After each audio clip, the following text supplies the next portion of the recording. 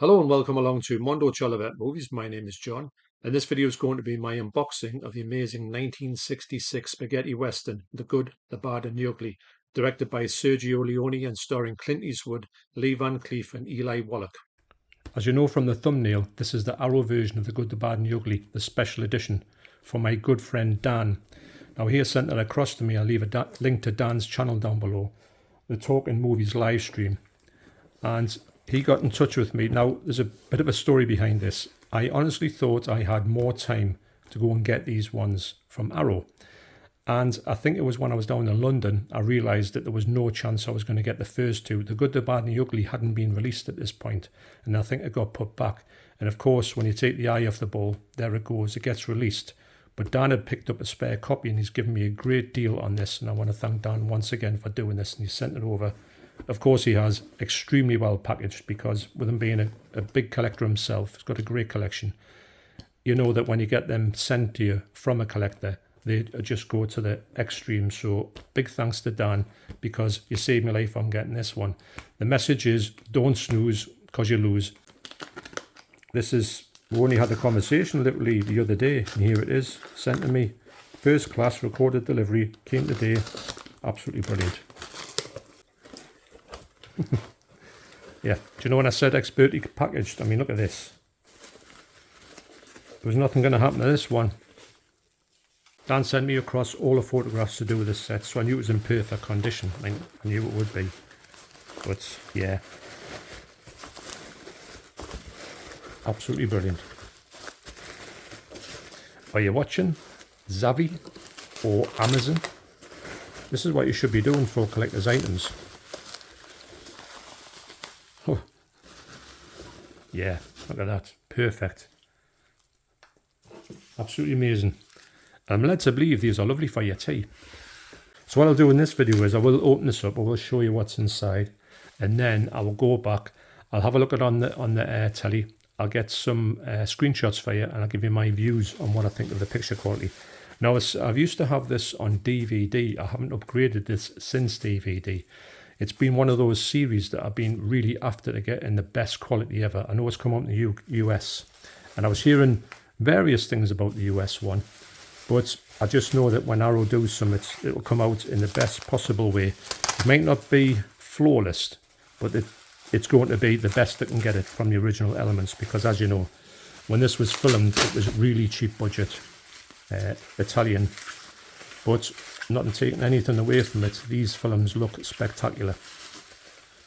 But it has been dubbed, as they all are, spaghetti westerns mean basically comes from Italy, and there is a lot of people just speaking their own dialect. They never recorded any of the sound on the actual film. They just came together afterwards and they just redubbed the whole thing.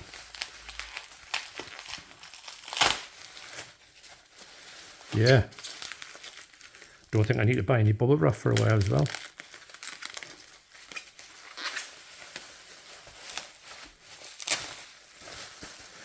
Now recently, I'm going to say recently, me and the Debs watched these on Sky on ultra high definition, their version of ultra high definition, and they were pretty good, if I'm honest. They weren't amazing, but they were acceptable. But there you go, look at that. And what a set this is. Just remove this.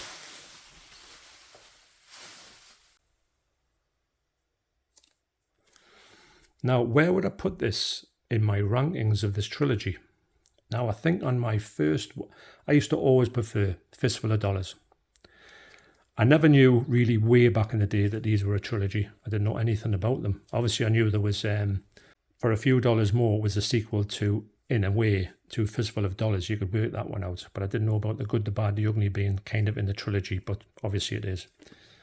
And this is 18. You never know these days. Sometimes when you had a film that came out way back in the day and it was an 18, they get downscaled to 15s or PGs these days. You can probably put anything in an 18. What I will do is though, I'll go and open this up. I'll get Barry's scalpel back once more and carefully go around the edge of this.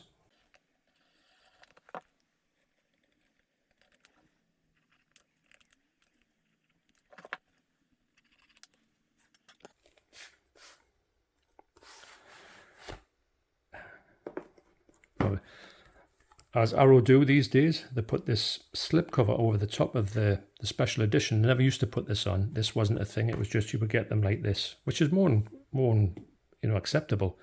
But I like this little touch here. It's nice. Keeps everything perfect. What a set this is. Smells insane. Yeah, lovely hard box there. Perfect condition.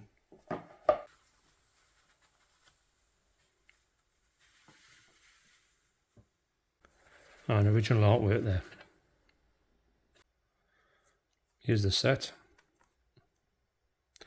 Now in this one here, you do get an extra disc, which you don't get in the standard edition which is coming out. I honestly thought the standard edition was going to be a bit like the Bruce Lee set. When the Bruce Lee set got broken up, the standard ones came out with slipcovers. All the stuff inside the box set was released. But these ones are coming out like this, which is a big shame, because I think that for people who can't get their hands on the box sets, me being one of them up until this point, means that you've got to get like a really standard edition. I do think, especially for something like this, you should be able to have the chance to get a slipcover for it. Now, in here, what we're gonna get on the other side of this one. Yep, I thought as much. A lot of people are talking about this Excalibur. I remember seeing this back in the day. I remember being really surprised at how gory it was. And obviously as well, you've got I remember the knights' armor was so shining, the light was shining off it, and that was one of the things that really took me eye for that film. And that'll be a day one purchase for me. And I'll not be sleeping on that one like I did with this set. So in here you have 4 discs. You have a 4K of the international cut, which will be the shorter cut, I think. Then you've got, yep, this too, the extended cut. I think that's around 3 hours, maybe a little bit more than 3 hours. That'll be the cut that I would watch. I would never watch the shorter cut. I know I have watched the shorter cut for quite a while before the longer cut came out, but I do prefer the longer cut. Yes, it's a long film, but I think westerns, you can get away with westerns being long. And then you get the disc 3 of extras, and also on here you get this one here. It's just Sad Hill Unearthed, which is an extra feature, I'm going to say, maybe even a short film. I'm going to say a short film. I don't know how long it is. But this one here has been highly recommended by my good friend Carlos, Eastwood fan for life. I'll leave a link to his channel down below. He was telling me a great story about this actual place, which he has been to. And let's see, we've got this artwork here, which is great artwork, but I'm going to guess that the artwork is going to be the original artwork, and there can only be one, and it's got to be the original. Yeah, Excalibur. Great film that. I think it was around about 1980 that came out, if I'm not mistaken. And also you get a booklet here as well.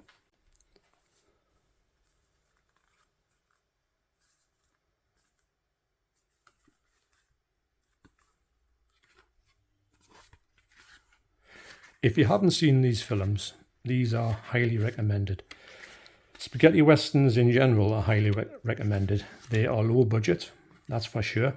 They do have loose lip dubbing, so do know that the people who, even the people who do their own voices, are dubbing their own voices throughout these films.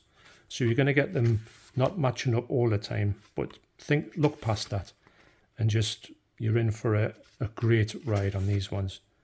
All the Dollars trilogies are amazing. And for me, I know there was other ones, but for me these really brought, well, it was the first time I ever heard of a spaghetti western and the first time I ever saw one. And when I used to see Clint Eastwood as a cowboy, I used to know that it was going to be the best sort of cowboy films out there. Yeah.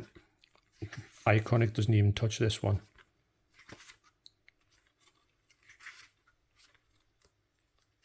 And don't be surprised if you see different actors, the same actors turning up in different roles. That's just a thing that happened in Italian cinema all around. The music in here as well is by Ennio Morricone, and it is just unbelievable. Some of the best ever music that was written for cinema was written by Ennio Morricone in all the stuff he did. But this one is just, I don't know, it's you can't even describe it. You would have heard it. That's the thing about this. You might think, oh, I've never seen these films before, but you would have definitely heard all of the music or the cues or the whistles or if you're a fan of Metallica, they use it as their entrance theme. The music from here. So you get your booklet. I'm saying booklet. You get your book in there. You get your poster. And you also get your 4-disc in there. 4-disc special edition. Amazing. And don't forget the slipcover.